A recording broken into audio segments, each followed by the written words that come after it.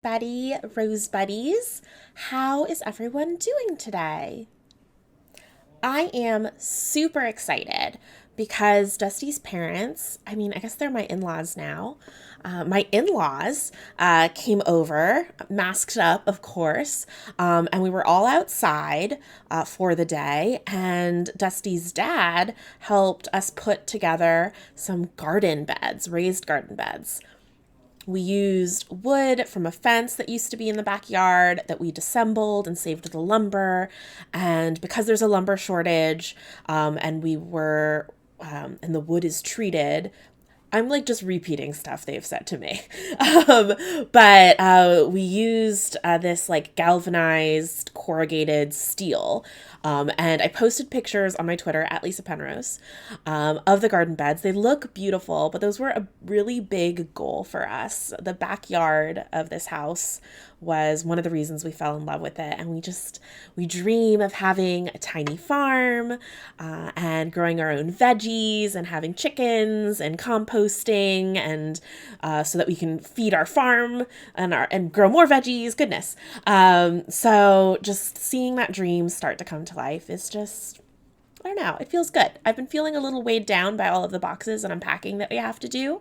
So it honestly just felt really cool to see some of the more exciting parts of home ownership come to fruition. That's what's going on in the Penrose household.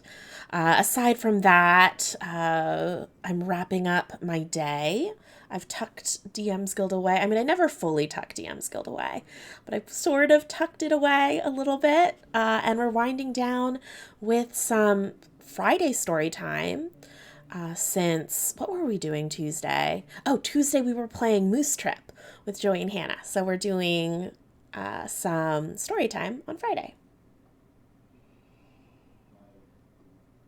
I'm drinking my Ooble Dooble tea from Friday Teas, inspired by the stream. So, of course, got to drink that. It's a green tea, but it's also really fruity with like red fruits, pomegranate, and goodness, other delicious things. But I think we should just dive right into story time. We're reading an endless quest book by Rose Estes, who's written the last two that we've read. And all of these old TSR books, or the Endless Quest TSR books, are from our Rose buddy Doug in Texas, who really enjoyed our Heart Quest readings and so wanted to contribute to some more. This is the last of the three TSR books he got us. And then we're moving on to, I have them on my shelf back here, the modern day Endless Quests. But this one is called Revolt of the Dwarves. And I'll read the back of the book for us. Pick a path to adventure. You are Galen, whose family is captured by dwarven warriors revolting against human rule. Can you put a stop to the revolt of the dwarves? The paths you take may lead to freedom or death. Oh, hey, Doug in Texas. Thanks for joining. We're reading the back of the book right now. The choices are yours. Only you can decide whether to try to warn the kingdom or to stop the dwarves yourselves. Will you travel down the rivers of dragons, knowing that magical monsters live there? Will you enter the enchanted forest and enlist the aid of the pixies? Or will you tackle the dwarves in their own dark caves and try to rescue your parents? No matter which choices you make, adventure and action are yours in endless quest books. You will find yourself returning again and again to experience new paths of excitement. Will your choices successfully prevent the revolt of the dwarves? Oh, hey, A2 Husky. Look at you with a little train by your name. Love it. I'm glad it's Friday, too. Does anyone have... I know we all sort of hate these questions, like, how are you doing? And what plans do you have? Because it's kind of the same. For all of us, it's staying home, doing bad. Good, all things considered. Okay, so I admit with this book, I'm a little bit like, I'm worried it's going to just hate on dwarves as a monolith and that I'm not going to like that. But Rose has impressed us so far with the other two books. So maybe, my hope is there's a path where we can find common ground with the dwarves, understand why they're revolting, and just end the revolt by, I don't know, talking and compromise. Okay. There's an awesome picture on the inside here, and it's a mushroom and a dog, but I thought it was a giant dog with fairy wings at first. Okay.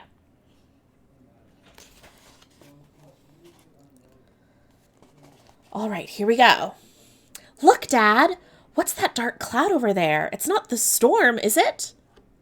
Looking over the backs of the 4 horses that pull your cart, your father squints, then says, Riders, lots of them, and coming fast. Are they bandits, Paul? Asks your mother fearfully, clutching her shawl to her throat. No, Martha, they can't be bandits. The Dwarven Guard cleaned up the last of them 10 years ago. I don't know who they are, but the way they're riding, we'll soon find out. Gallon, grab that puppy of yours and get under cover in that pile of bedclothes. But I have to stay here. If there's trouble, I can help too. Do as your father says, snaps your mother, and don't come out till we say it's safe. You know better than to argue with your mother, so you get off the narrow wooden seat and wriggle through the crowded carts. Well, no one said I couldn't watch, you whisper to Woofy. His name is Woofy. Okay. Who licks your face in reply. Snuggling down into the pile of blankets, you quiet the puppy, who thinks you're trying to play. Then you arrange the blankets so that you can see. I'm sorry, I can't get over the fact that this dog's name is Woofy. I feel like the writer was just like, I don't know what to name the dog. We'll call it Woofy, we'll go back and we'll do a search and replace, and then forgot. But also it's really adorable and I love it, and I'm glad she forgot. Soon, a faint rumble becomes the drumming thunder of horses' hooves. Hold your team, demands a harsh voice.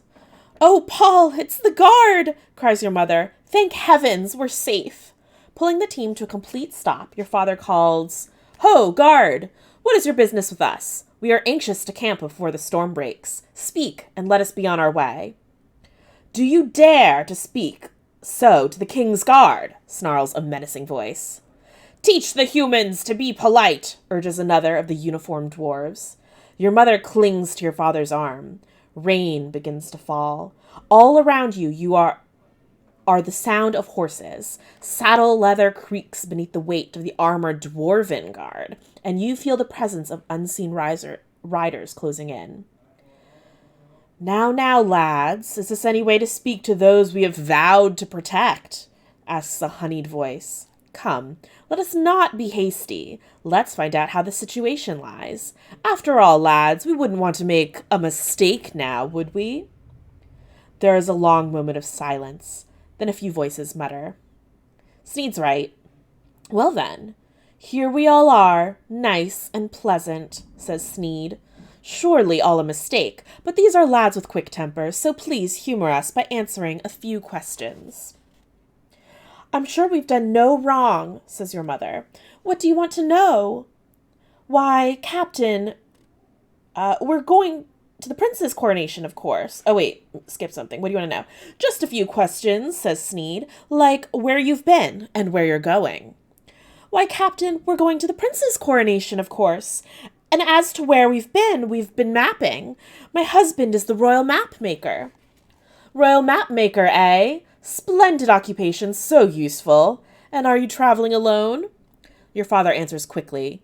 Yes, Captain, quite alone. Just me and the missus.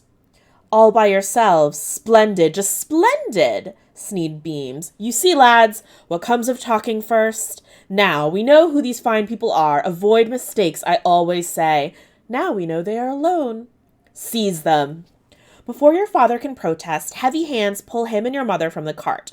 Your mother screams and your father curses, but rough laughter drowns out their cries. You see, lads, it is as I told you.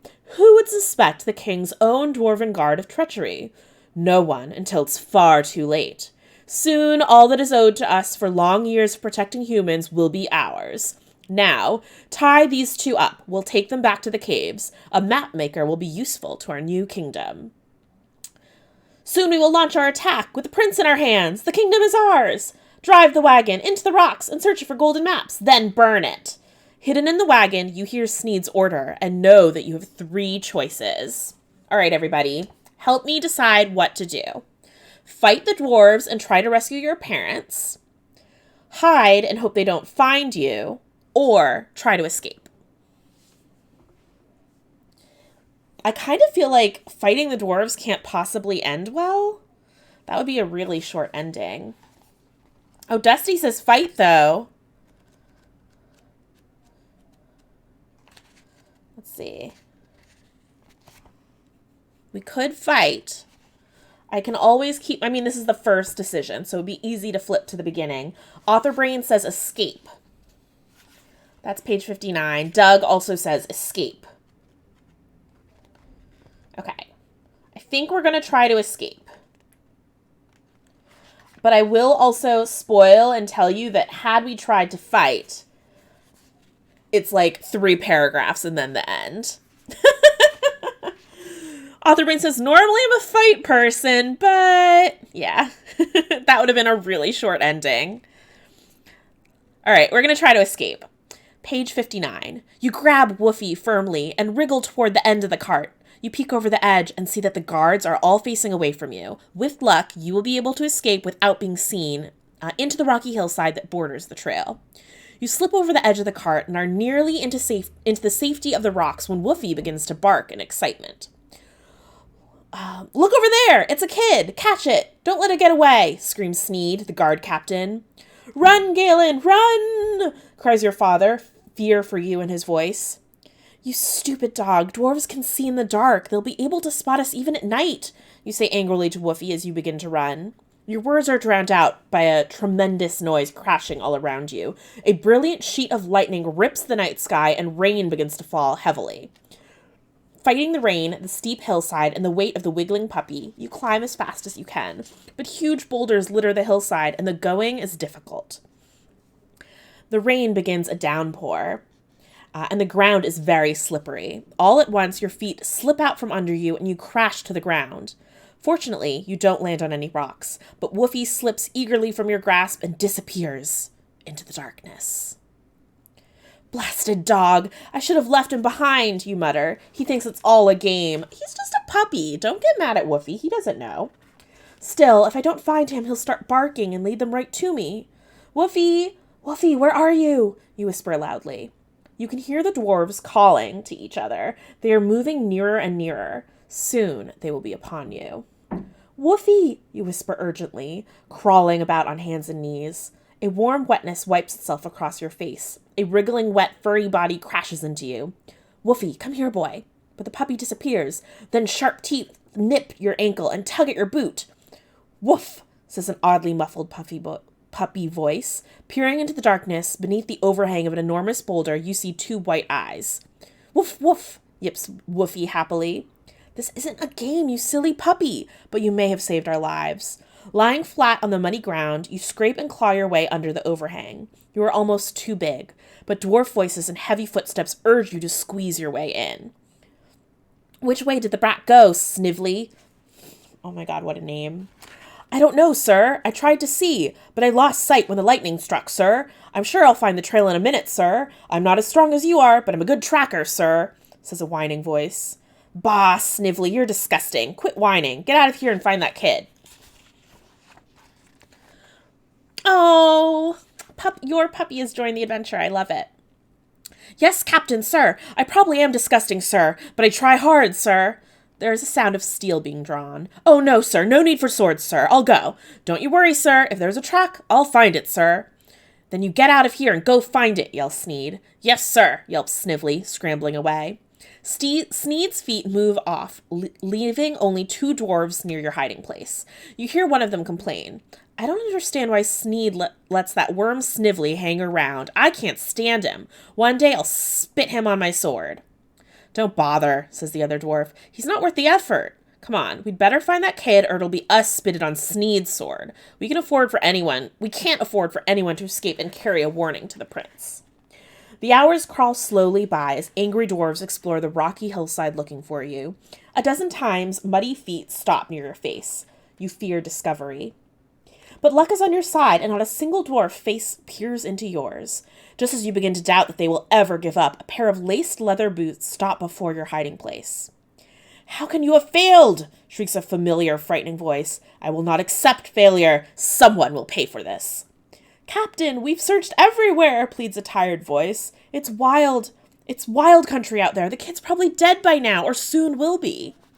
Pray you're right. If that kid lives to carry a warning to the prince, all will be over for us. Our only future will be disgrace and death. Snively, where are you? Here, sir. Always at your side, sir. What say you, master tracker? Master fool? Can't you even find one small child? Yes, sir, if you please, sir. I tried, sir, but the rain, sir, and the men walked all over what tracks there were, sir. Pho, Sneed spits angrily. You couldn't find your nose in a mirror. Oh, yes, sir, I know, sir, moaned Snively. Enough of this. Back to the horses. There's much to be done. Post armed guards along the road. I want that child found. Not a minute too soon, grumbles a dwarf. I'm soaked to the bone. Slowly, the complaining voices fade away. Outside, the rain gusts and the wind wails, but you are warm, dry, and safe for the moment.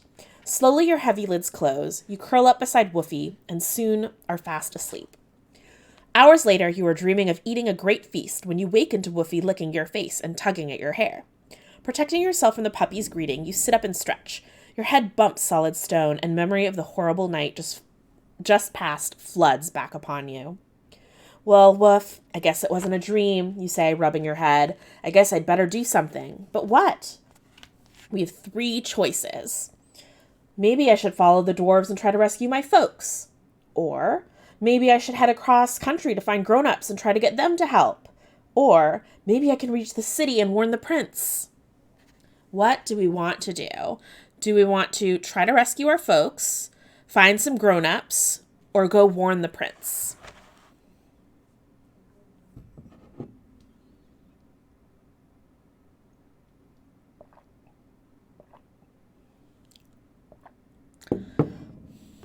Three choices.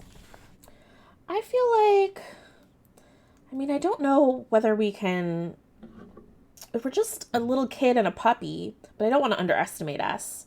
Oh, 2 people are voting for Prince. Okay. This does seem bigger than us, right? Warn the prince, grown-ups are dumb. Okay. We're going to turn to page 19 and warn the prince.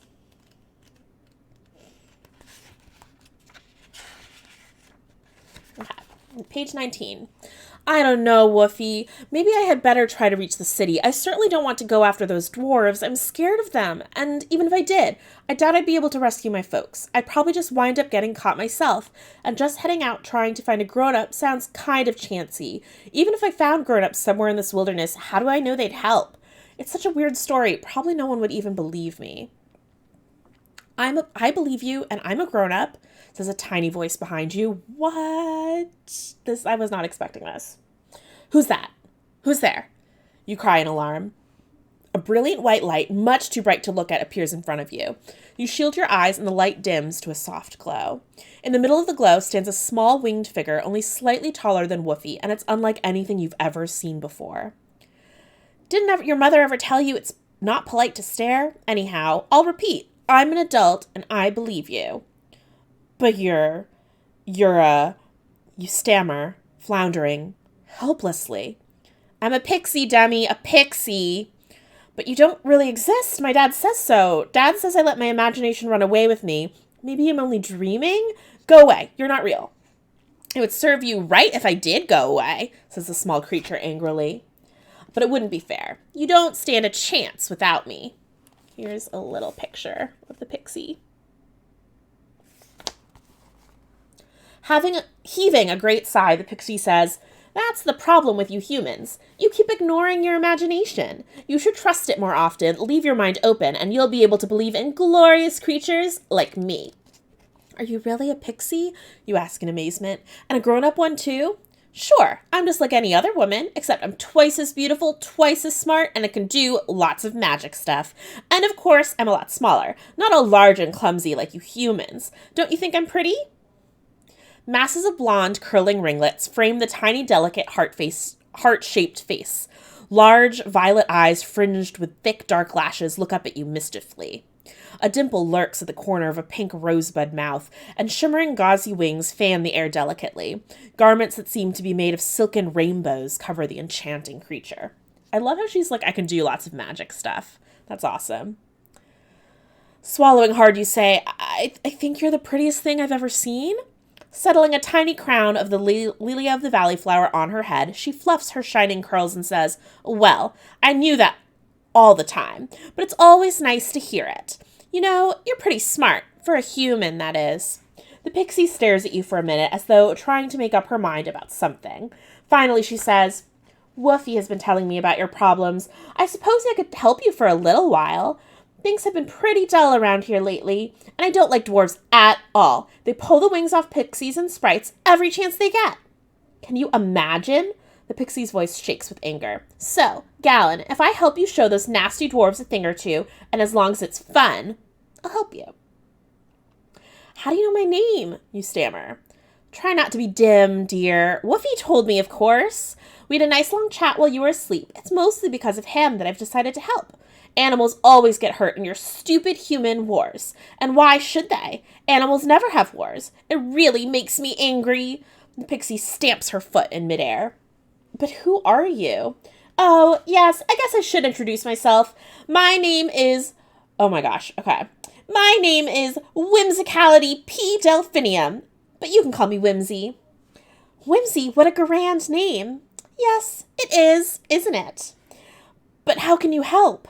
Simple. I know the forest like my own living room, which I suppose it is. I'll just take you straight through the forest to the King of the Pixies. He'll know what to do. Great, let's go. You drop to the ground and begin to wriggle out from under the rock. The opening is very narrow. Only by pressing yourself flat in the mud are you able to squeeze through. You carefully look around for dwarves before you stand up. Last night's mud still clings to your clothes and hair. New mud covers you from head to toe. Ugh, I don't know if I want to be seen with you. It's bad enough that you're a human, but a dirty human is too much to bear.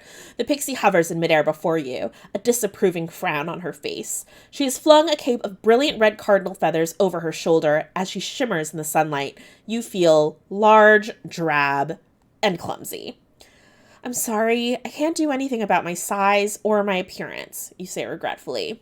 But I can, says Whimsy. We'll go to my friend, the Dryad. She's got a shrinking potion that she's been saving. I'll have her let you drink it, and then I'll get you some spare pixie clothes. Shrink me, you cry in fear. Will it hurt? Will I stay small forever? Don't be silly, says Whimsy, and without even looking to see if you're following, she flies down the hill. Author brain, that's right. Okay, we've got a choice. I was not expecting pixies at all from the cover of this book. I am delighted that there's fae involved. Okay. Choice 1. If you choose to go with the pixie and take your chances on being shrunk, turn to page 92. If you choose to leave the pixie and go after the dwarves instead, thank Whimsy for her offer for help and turn to page 34. I'm super inclined to go with Whimsy. She's a delight.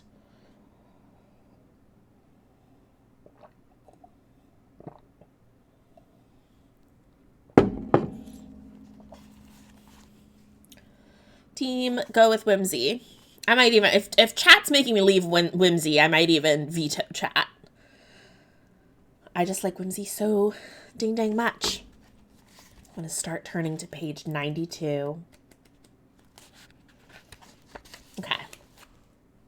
E.T. Husky, you don't have to twist my arm. We're turning to page 92. The pixie flies in front of you, hovering like a gem in the clear morning air. Although you are much larger than she is and have very long legs, you find it hard to keep up with her. Woofy has no such problems and frolics easily alongside. Finally, the tiny creature settles astride Woofy's neck and directs him with a gentle knee pressure. You are almost at the foot of the hill when Whimsy stops Woofy abruptly and hisses, "Get down!" You look around in all directions and see nothing but rocks and your burned wagon. Why, there's nothing around here that can hurt us. Get down, you silly human. There are 2 dwarves hiding behind that big boulder next to the trail. Dropping to the ground, you stare intently at the rocks, but see no sign of dwarves. What should we do, you ask? Leave it to me. I'll fix them, says Whimsy as she strings a tiny bow. If you want to leave... Oh, another choice already. If you want to leave the matter in the pixie's hands, turn to page 116. If you want to ignore the pixie's advice and attack the dwarves, turn to page 146. Are we letting Whimsy handle this, or are we going to try to attack some dwarves ourselves? I like that Whimsy is a tiny pixie with a storm giant's worth of confidence. I feel like attacking the dwarves will get us to the same page where we die, right? Okay, we're going to trust Whimsy then. All right, page 116. Using her tiny bow, Whimsy shoots several arrows, one after another, at the dwarves. Both dwarves leap to their feet in bewilderment. Even after they pluck the tiny arrows out of their skin, they continue to stagger around as if they were drunk. Laughing in bright bell tones, Whimsy flies down to within a few feet of the groggy dwarves. They stare at her stupidly, arms dangling loosely at their sides, mouths open.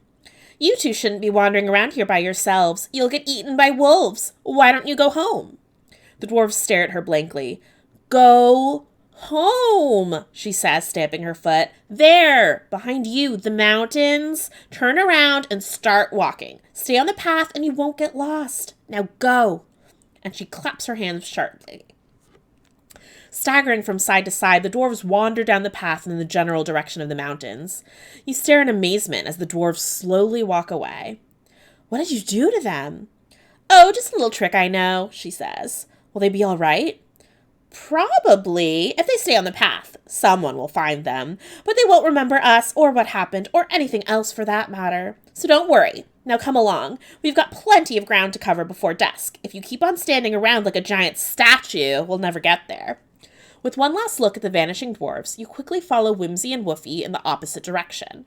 Soon you enter a dense forest. Thick moss carpets the ground, and pale green ferns tower above your head. It is a strangely silent forest, and your voice sounds unnaturally loud when you ask Whimsy where you are going. She does not answer, but just floats before you like a large, brilliant butterfly.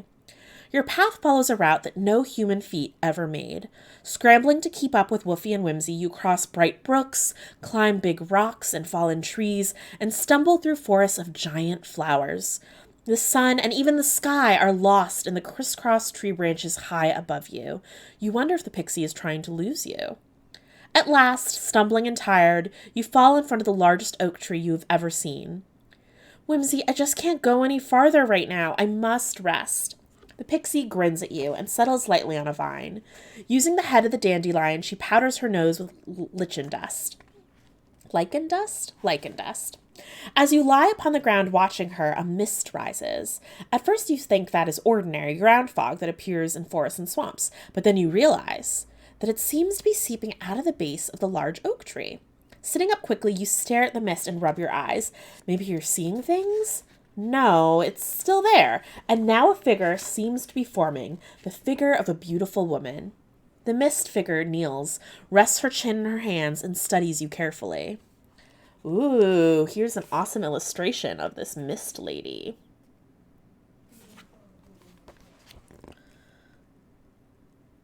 Right? High femme energy for sure. You are unable to take your gaze from the deep brown eyes that stare into your own. You are frozen by a powerful magic. Just as you feel that you must surely shatter into a million pieces, the pressure is released. Tossing her long, thick brown hair back over her tanned shoulders, the lovely creature turns to Whimsy and whispers softly, "What would you have me do this time, Whimsy? Turn the poor thing into a spider? I like the looks of this one. May I have it? I'll take good care of it. I won't lose it like I did the last one." "No, Liana," says Whimsy. "For some reason I've taken a fancy to this one, too. It needs my help.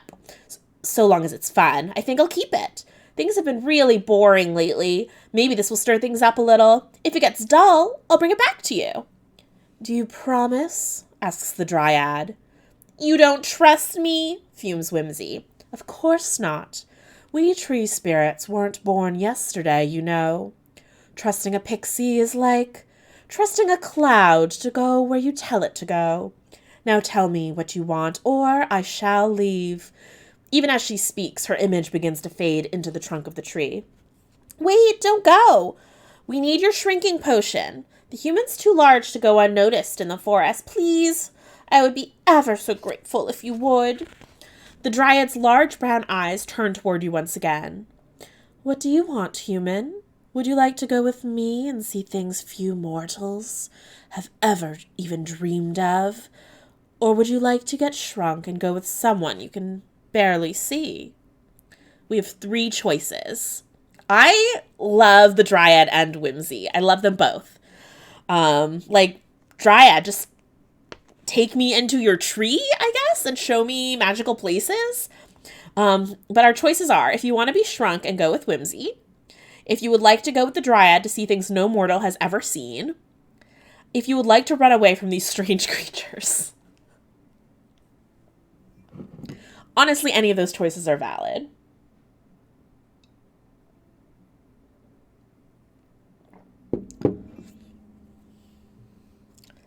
As you all decide whether it's Whimsy, Dryad, or running away, I'm gonna pour myself a little bit of tea. And my teapot's real cute, so I'm gonna do a show and tell.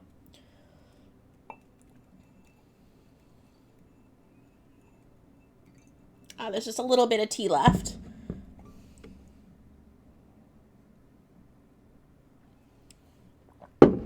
Oh, folks are saying stick with Whimsy. All right. We like our pixie friend. Turn to page 26. Ooh, another picture. Okay. Thank you very much, but I think I should... Oh, wait, no. Thank you very much, but I think I should stay with Whimsy. It is a cauldron mug dug in Texas. Look at this cutie. It doesn't hold a lot of beverage, so I like that I have this little teapot now. So I can just keep the little teapot at my desk and pour myself multiple cups of tiny tea. Thank you very much, but I think I should stay with Whimsy, you say nervously. The Dryad does not speak, but the air is charged with electricity. I should have known you would not have the courage. Few humans do. Very well, then. Drink the potion and go with Whimsy, but don't come back whining if you don't like what happens to you. Angrily, she snatches a flower, pours a white milky liquid into its cupped petals, and thrusts it at you. Not wanting to admit you are afraid, you quickly swallow the thick liquid. An icy, shivery tingle covers your body. You struggle under a heavy, clinging weight. Suddenly, you realize you are being smothered by your own clothes. Great, says Whimsy. You're just right. You realize with a shock that you and Whimsy are now exactly the same size. I'm shrunk. I'm really shrunk, you cry, excitedly examining your new and tiny self. Oh, stop carrying on. That's what we came here for. You should be happy that it worked. Here, put these on. They're secondhand, but they'll do unless you want to go around looking like that, she says with a giggle. You snatch the clothes and change quickly inside the gigantic folds of your own clothing. Wow, Galen, you look really good. How come I keep changing colors? Because all pixie clothes are woven out of spider silk. It's almost as good as chameleon skin, but these are only second best. We hide extra clothes in different places around the forest for emergencies. Whimsy turns to the tree spirit. Thank you very much for your help, Dryad. Goodbye, whispers the creature, and she dissolves to mist and fades into her tree. Does she always come and go like that? No, we were lucky. It's very hard to find her if she doesn't want to be found. Well, what about being small? Am I going to have to stay this way forever? I'm not sure, says the pixie. I've never shrunk a human before. Besides, what's wrong? What's wrong with being this size? I think it's just grand. Never mind, you say with a sigh, but now that I'm the right size, we'd better go. Okay, climb on behind me. We're light enough for Woofy to carry both of us. She flies up his back and looks down at you. You try to jump up, but do not succeed. Down, Woofy, lie down, you command. Woofy turns around and licks you from head to toe, knocking you down. Whimsy giggles and nearly falls off the dog's back. Oh, if you could only see how silly you look, she laughs. Your face is all red. You are so angry you rise and stomp away. Oh, Galen, come back. I'm sorry. Really, I am. I didn't mean to hurt your feelings. Don't be angry. I'll be good. Come on, get up here. But you walk into the dark without a word. Far in the distance, you see the bright red twinkling of a campfire. The smell of roasting meat hangs in the air. You begin to run. Wait! Where are you going? Calls Whimsy. Over there. I'm tired, I'm hungry, I'm cold. Maybe whoever made that fire will share their dinner with me. I don't like you anymore. You laugh at me and tease me. So just go away. I don't need you anymore. Whoa, Gallon. I mean, you just shrunk and you're tiny now. You're just gonna abandon the only person helping you? This seems like you're making a decision when emotions are high, and it might serve you to pause for a moment. Oh, Gallon, I'm sorry. I didn't mean to hurt your feelings. Please don't go. Why not? Because I might find someone else who will help me and be nicer to me? Gallon, stop and think for a minute. This is an enchanted forest. You're not going to find anyone normal here. Anything you find will be dangerous. Pixie honor. Don't go. The clearing is very close now. You can see a small, plump figure of a little old woman seated before the fire. She has gray hair and plump, rosy cheeks like your grandmother. A fat chicken is roasting on the fire. What kind of monster is that? You demand. She's a witch, dummy, says Whimsy. If you go to her, forget about the rest of your life. There won't be any. Don't expect me to help. You're just jealous, you say angrily, but a small doubt creeps into your mind. All right, we have a choice to make. If we decide to enter the clearing, we'll turn to page 33. Or if we decide not to enter the clearing, turn to page 129. I feel like this has gone pretty astray from Revolt of the Dwarves, and I love it. I wonder if there is a path where you don't work with the pixie, and you just work with, I don't know, normal creatures, not fae, like humans. But I'm glad we stumbled on this path.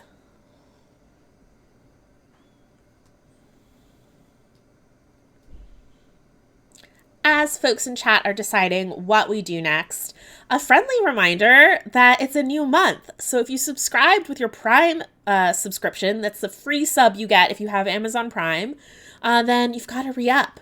So please consider throwing that Prime sub my way. Every little sub helps. And we've got our August sub goal of 36, which I think if we can get most folks to resub plus a couple others, we can achieve. I believe in us.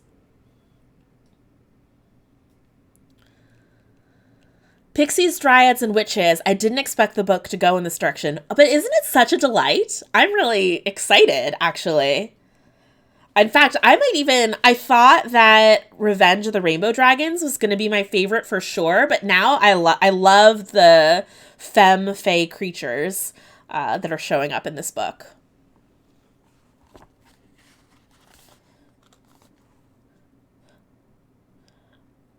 If no one in chat is going to throw out what they think we should do, I'm kind of feeling like we should not enter the clearing because I trust Whimsy. That's definitely a witch, and we're tiny. We're going to get thrown into a soup. All right, we're turning to page 129. Why should I believe you? You demand. You turn and face the pixie. Because it's my forest. I live here and I know what's safe and what's not. Believe me, if I say that's a witch, that's a witch. Okay, I believe you, but I'm tired, hungry, and cold. Well, I can take care of that. Why didn't you say something before this? Muttering under your breath, you follow the pixie as she carefully skirts the clearing. The little old lady hums pleasantly as she bastes the chicken. You feel a strong desire to join her in spite of the pixie's warning, but you keep walking. Soon the witch is far behind you, and the pixie sighs with relief. That was close. I was really scared. If you'd gone, I don't know if I could have rescued you. Here, this is as safe as you'll ever get. Bending down, Whimsy digs into the mossy ground and pulls up a section of grass and earth. Beneath it is a dark tunnel. Whimsy and Woofy disappear into the tunnel, and even though you are nervous about it, you follow them. You have not taken more than 2 steps when the entrance closes behind you. I thought you said you were hungry, calls Whimsy. Well, hurry up. Dinner's ready. As you round a bend in the tunnel, you see an amazing sight. You are in a large, round room. Its walls are covered with soft, white, silky material that shimmers in the breeze with your every movement. Whimsy sits down, cross-legged, in front of a number of bowls piled high with food which sends forth mouth-watering smells. Where did this all come from? I made it happen, says Whimsy. It's one of the side benefits of being a pixie. But stop talking and eat. An hour later, Whimsy waves her hands over the empty dishes and poof, they all disappear. Much easier than washing them, says the pixie, noting your surprise. Now, we'd better get to sleep. With another gesture from Whimsy, the soft, silky material arranges itself into beds, pillows, and blankets. As you crawl into the soft bed, you ask sleepily, "What is this place anyhow?" It's a giant trapdoor spider's den. I just borrowed it for the night. All thoughts of sleep vanish from your mind as you sit up right in bed. A giant spider's den? What if it comes back?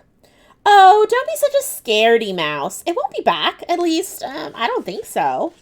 All right, are we going to trust Whimsy and go to sleep? Or, if you don't want to have anything to do with a spider, we'll turn to page 11.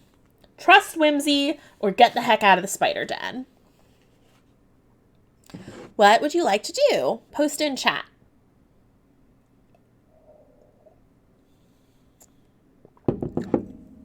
I know we've been trusting Whimsy so far, but I don't know if I want anything to do with a giant spider when we're teeny tiny. Ain't messing with no spiders. All right, we've got to vote for page 11.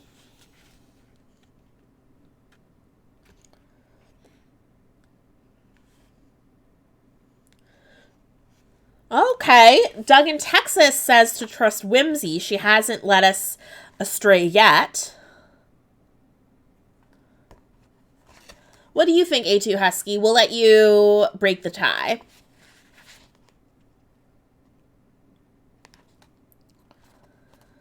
Maybe it's a friendly spider. That's true. It could be. Let's not... we've learned not to judge books by their covers. And maybe we should apply that lesson.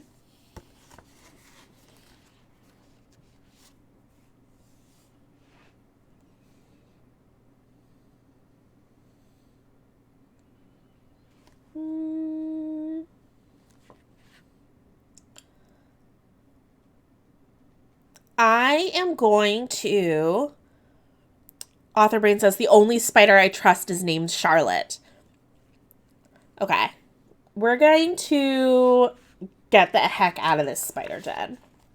We shouldn't take chances like this, you say angrily. I don't want to get eaten by a spider. I'm going to sleep outside. Whimsy snuggles up on one of the soft beds, twists a long blonde curl around her finger, and says, "You do whatever you think is best, Galen. I'm going to stay here in a nice soft bed." You would like to change your mind, but you don't know how to do so without appearing silly. You stomp up to the passage, smash the trapdoor aside, and walk into a dark, dismal night. You crouch fearfully under the shelter of a large pine tree. Before long, rain begins to fall and water drips down upon you. Unseen animals roar around you, and you huddle in fear of your life. You wish you could go back down the tunnel, but you are afraid Whimsy will laugh at you, so you do not move. Finally, morning arrives. Rainbow prisms of pure color fill the forest, but you are unable to appreciate its beauty because you are cold, wet, tired, and cranky. It does not help that Whimsy, bright-eyed and beautiful, pushes back the trapdoor, stretches, and says, "Good morning, Galen. Did you have a nice night? I did. Isn't it a glorious morning? Are you ready to go?" You snarl in answer, and the three of you start off once more. I wonder if we let the puppy sleep in the spider den. We're only saving ourselves. Oh, interesting picture in the next section. You step on a rock and climb up behind Whimsy on Woofy's back. After a short time, the sky clouds over and rain begins to fall. Lightning rips through the sky and thunder booms around you. Abruptly, the forest thins and you enter a clearing. You are looking for shelter when you notice a strange double-trunked tree in the center of the clearing. It stands 8 feet high and its branches are bare of leaves. It looks almost dead. "Let's head for that tree," shouts Whimsy. "There's probably a dry spot beneath its roots." You don't like the looks of the tree, but there doesn't seem to be a better choice. You reach the strange tree and huddle between the two trunks. Suddenly, you realize that you and Whimsy are wedged tightly against each other. "Whimsy, am I imagining it, or is this space getting smaller?" you ask nervously. As you speak, the two rain-soaked trunks begin squeezing together. Only with great difficulty are you able to pull yourselves free. As you stumble forward, something grabs you around the waist and lifts you high into the air. A scream from Whimsy tells you that she, too, has been caught. You see a large, ugly face staring at you through the rain. A heavy, thick forehead with eyebrows stuck full of twigs hangs over crazed eyes. A crooked nose curves over the thin gash of a mouth. The monster glares at you and squeezes you. There's our picture.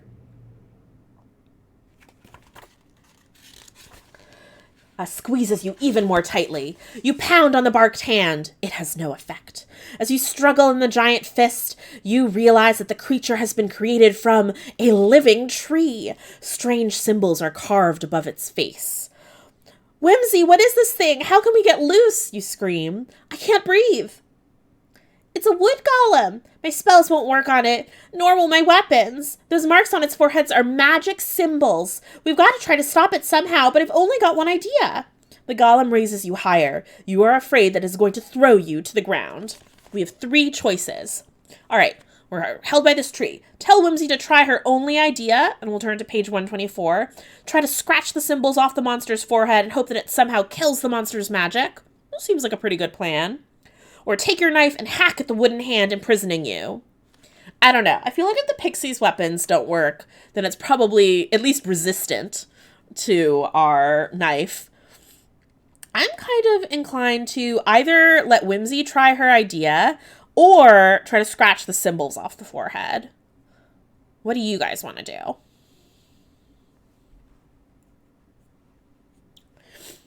Whimsy hasn't led us astray so far, except for the situation we're in now. Doug says scratch the symbol.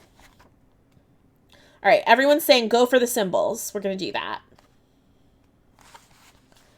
The magic symbols must mean something. Maybe even something very important to the golem. Maybe if you messed up the words, you could mess up the monster. A slash of lightning tears across the sky, outlining the fearsome creature. Reaching over, you slash your knife through the carvings. In the blink of an eye, the golem's arms freeze. You are left hanging in midair. Somehow, you manage to wriggle out of the wooden fist. A shout of joy tells you that Whimsy has also succeeded in freeing herself. You crawl down the gnarled, muscular wooden arm and then down the bark-covered body to the ground. Wolfie leaps happily at your feet. That was wonderful! You're almost as clever as I am, says Whimsy, jumping up and down with glee. How did you know to do that? I didn't know you knew any magic. Your chest fills with pride, but reluctantly you admit, I don't know any magic.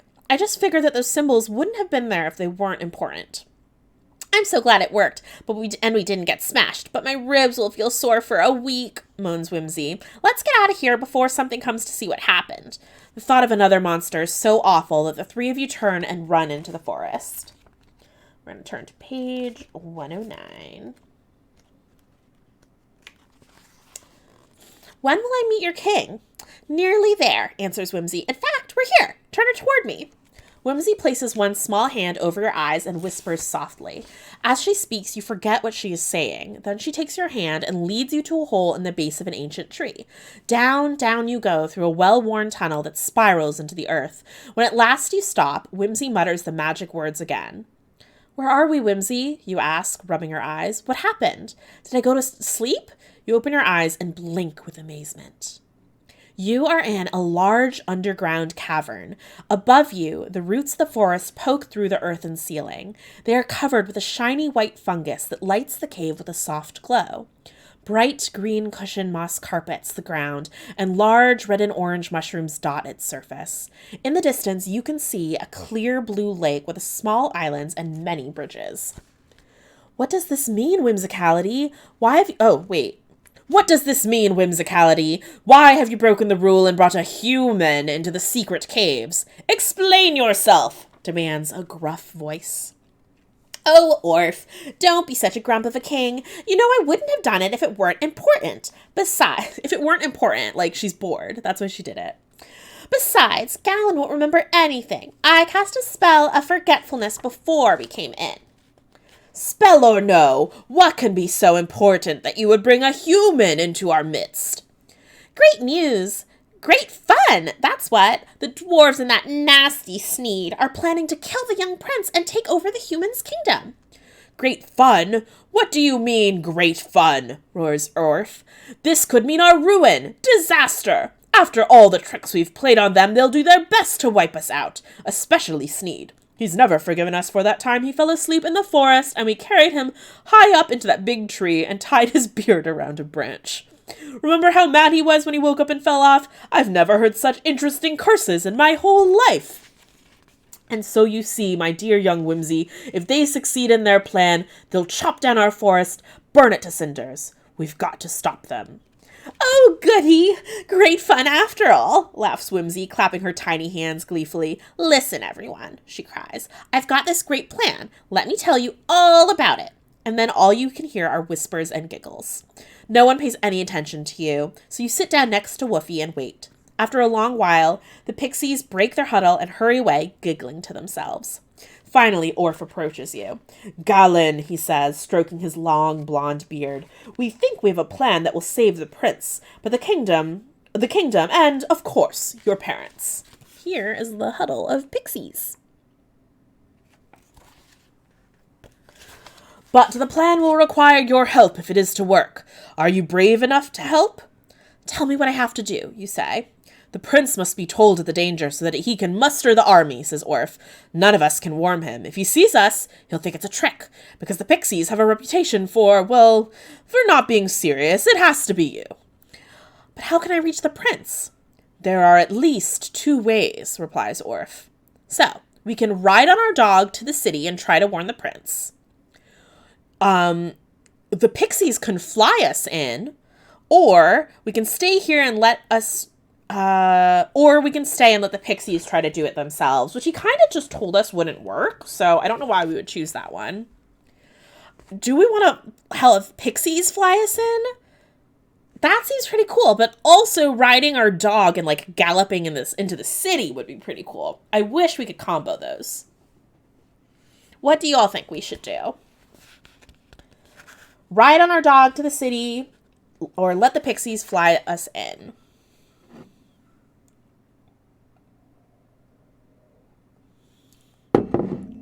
Fly in to avoid the guards. Ooh, yeah. Right? When you head up the aerial approach, why not take that? That's very smart, Doug. Okay, we're going to turn to page 75. No sooner have you agreed than 6 pixies swoop down, grasp you firmly, and zoom off. You watch in fear and awe as the roof of the forest slips beneath you. Suddenly, without warning, the pixies swoop, twirl, and dive steeply.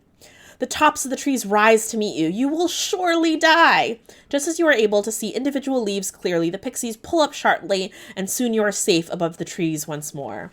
Why did you do that? You yell. You scared me half to death. No more tricks. Just get me to the castle as soon as possible. Although they snicker and giggle a lot, the pixies play no more tricks. Soon the towers of the city rise out of the morning mist. The city gates are closed and patrolled by armed guards. Good call, Doug. The palace looms up out of the mist. There's a guard at every gate. The pixies fly over the barred gates and head for an open window in the very tallest tower. You find yourself in a large round room. In the center is a big bed with someone sleeping in it. The pixies hover for a moment, drop you on the bed, and then sit giggling at its foot. The figure sits up, yawns, and rubs its eyes. You realize with shock that it's the prince. Sleepy eyes open wide in disbelief. Are you real? Or am I dreaming? The pixies laugh aloud and begin to bounce up and down on the bed. I guess I'm not dreaming, says the prince, as the bed bounces beneath him. Oh, goodness. Here's a picture. Stop that, you command sharply, and the pixies scramble off the bed and begin exploring the room. No, sire, you're not dreaming or very real. I'm Galen, and these are my friends, the pixies. They've brought me here so that I could warn you about the dwarves. They're massing in the hills, readying for war. They plan to capture the kingdom and kill you. The prince cries out, What can we do? I mean, you're the prince. You should know what to do. The pixies have a plan, you answer. If you alert the army, the pixies will help. They can shoot tiny arrows that cause instant forgetfulness. If your soldiers attack in front and the pixies from above, we could win. Why are we suddenly... Oh, I guess the pixies told us the plan, probably. But won't the dwarves see the pixies and shoot them down before they can get close? Watch, you say with a smile. Pixies, show the prince why you won't be seen. Pixies come scurrying out of the many corners of the room and line up in a row. 1, 2, 3, you count, and then poof, they all disappear. Where are they? Where did they go? The prince kneels on his bed and looks under the quilt. A fit of giggling bursts from the spot where the pixies disappeared. The prince leaps out of his bed and, bending over, gingerly touches the invisible pixies. They're here, but they're invisible. That's why our plan will work, you say. I'll go rouse the army. There's no time to lose, cries the prince as he runs out the door. Okay. I have a lot of thoughts about what just transpired.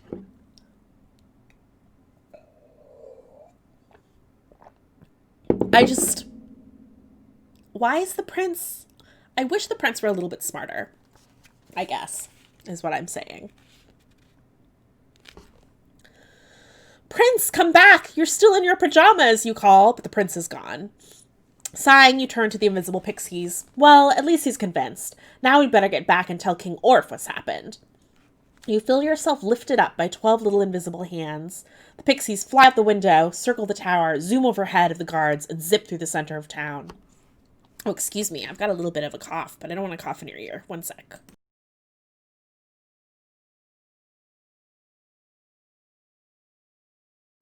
Woo! Okay. Where were we? The city gates are just being opened as you approach at breakneck speed. As you pass between the gates, you look down at the 2 guards who are pushing open the heavy doors and politely say, "Good morning," tipping your hat as you fly by. There's a picture of that little scene.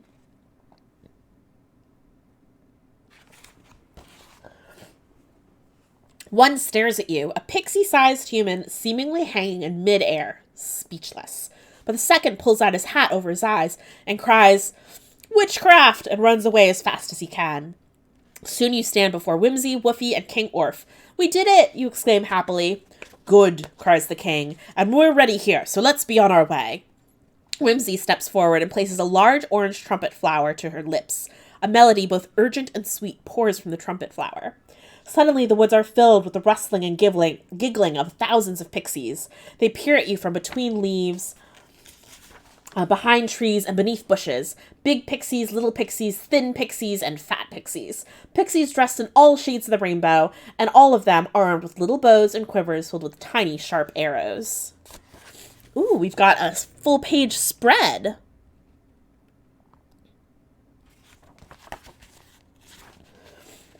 When at last King Orf is satisfied that all the pixies have arrived, the tiny winged army begins to move.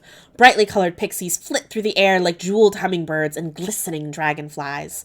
You ride astride Woofy at the head of the advancing army. Soon you and the pixies are gathered at the edge of the forest before an open plain.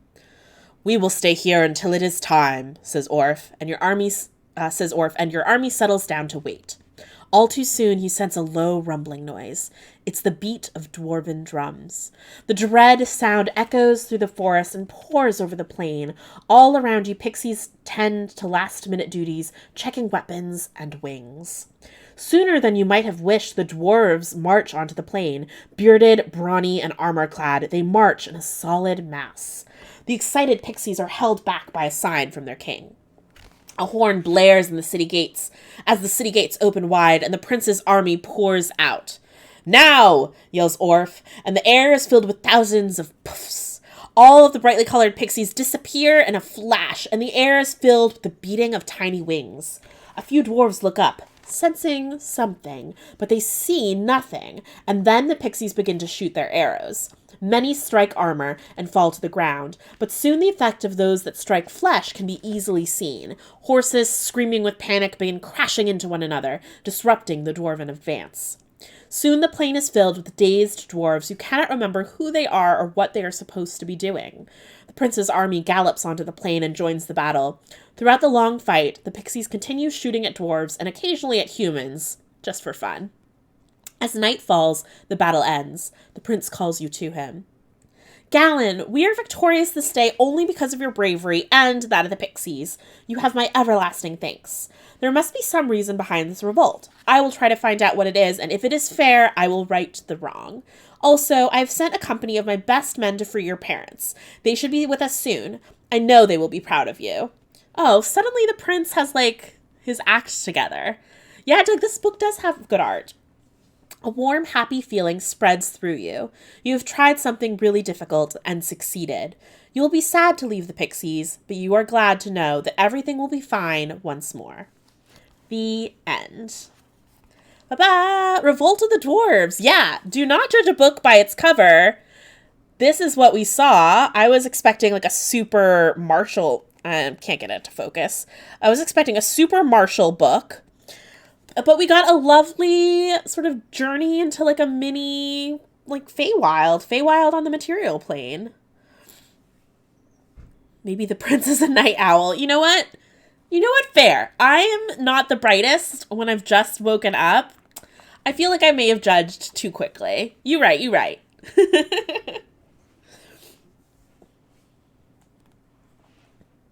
A Revolt of the Dwarves. What did everyone think of this one? I really enjoyed it. All the books we've read by, hold on, I'll hold her name up to, by Rose Estes. Rose, like the flower, last name Estes. All of the books we've read by her, I've really enjoyed. Oh, Miss Marcy. Well, thanks for joining, at least for the very, very end.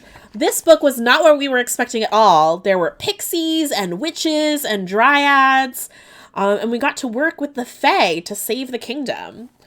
I really wonder if there's a completely alternate route where we don't get... Okay, I'm just flipping through the book, just flipping through pages.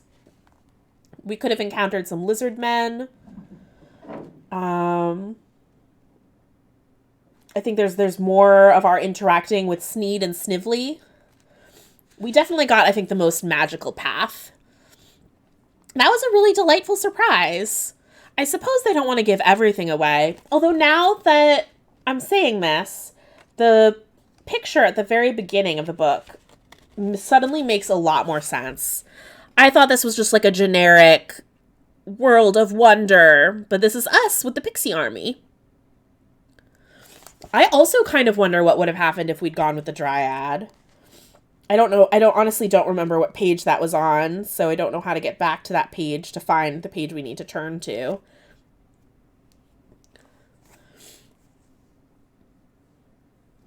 But that really feels like you're abandoning your parents if you decide to go. Lysa, will you still do story time even though this is the last of our TSR books? I will. I really enjoy story time. I like reading out loud. It's something I've always enjoyed doing. So I kind of have some decisions to make. I posted a poll on Twitter where I asked, do people really want more choose your own adventure style books?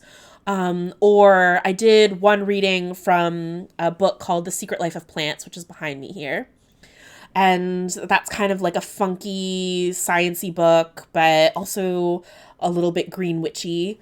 And so I was thinking I could kind of do more of a magical book club, but the Pick Your Path books are really fun because chat can help me choose the pages we turn to. Luckily, we are not out of Pick Your Path books yet. So behind me here, Doug also got us, woo, hit the desk. The world shook for a second. Doug got us these modern Endless Quest books by blanking on Matt Forbeck. Matt Forbeck wrote these, and there's one per class. So if we want more Pick Your Path books, I'm going to move on to these more modern ones. They should have gotten... Rose Estes really rocked these books. They should have gotten her to do the Heart Quest books. I feel like she would have rocked Heart Quest, too. The Heart Quest books are all written by, like, a bunch of different authors. Yes, Miss Marcy says, yes, I like that we get to interact with the story. So, probably finding more of these. I wonder if we could do just some, like... I might head down more TSR books because I do kind of like reading old D&D books because the creatures are familiar and the sort of challenges and the style of story is familiar. It's also interesting seeing how D&D stories have changed. I would love to track down more of the Heart Quest books, honestly. I've read 2 of them. One of them is available as a VOD. One of them was my first ever stream, and I didn't know you had to turn on a feature to get it to record. So I might track those down, but I'm definitely going to read the books that Doug got us. I'm particularly excited by You Are the Wizard. Big Trouble. Ooh, these have lots of pictures in them too. Ooh, and some maps even? Okay, I'm not going to spoil myself. Flipping through. So yeah, don't worry. There will be more story times. I'm going to have to find another day of the week to do story times because I think for the next 3 Tuesdays, potentially the next 4 Tuesdays, I've got another thing that I'm participating in that is also streamed but not announced yet, so I don't know if I can say. But I love story time so much.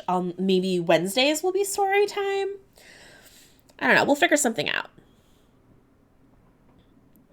Those of us that were there for the Lost stream should get a badge. I wish I could award like a little heart for a Heart Quest badge. I know what you meant, Doug.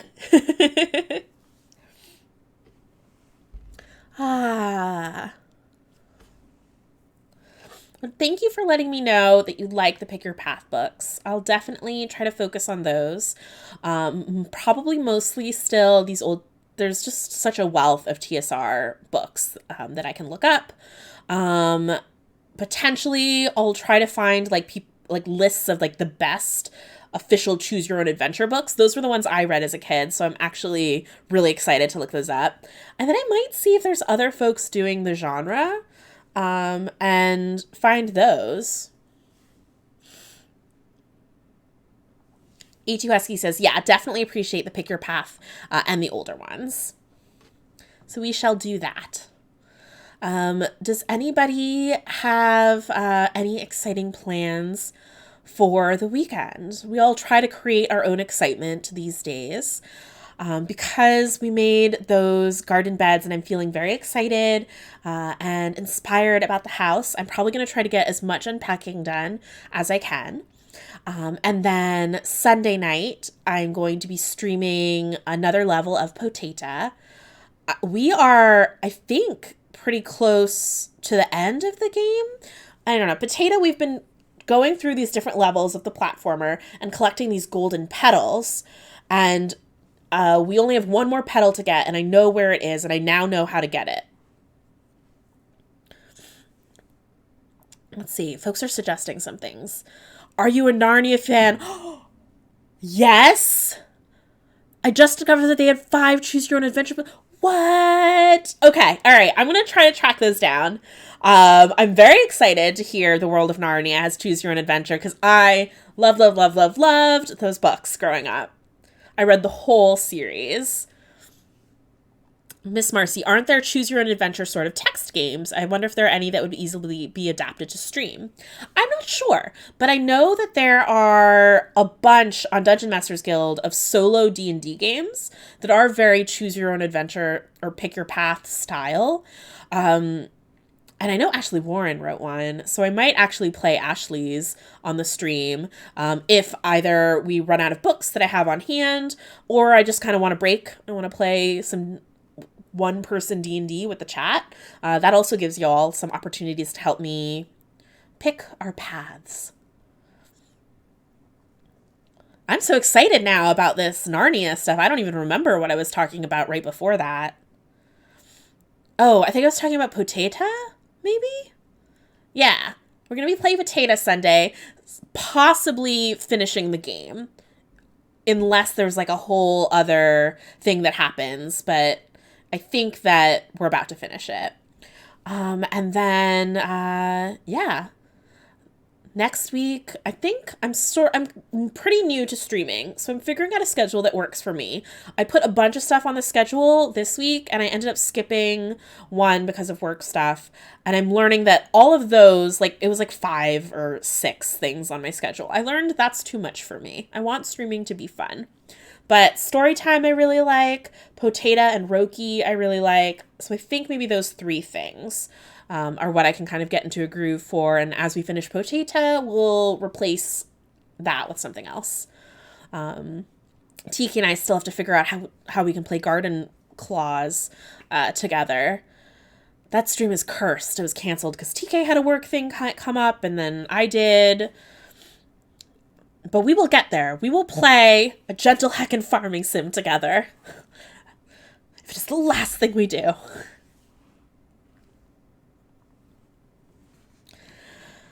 With that, though, I think I'm going to go join my husband. We've been really good at eating tons and tons of salad. But we are a little bit sick of salad. Or honestly, I'm sick of salad. So I was whining last night and he was basically like, what are you craving? Chicken Parmesan. So he's going to make us some chicken parm. And we might pack it up and try to find a nice secluded spot, if in our backyard, if we have to have a little picnic. So I'm excited for that little Friday activity as well. But thank you, Author Brain, Doug in Texas, Adu Husky, and Miss Marcy coming in at the end for hanging out with me. Anyone who is lurking, thank you as well. I really enjoy story time with you all, so it's fun when folks join to help me with all of the choices that we have to make in our adventures. I hope you have a lovely weekend. You do something kind for yourself. Be gentle. If you don't want to do anything, don't do anything. Just relax, hydrate, take your meds, and I will see you all Sunday, hopefully, for some potato.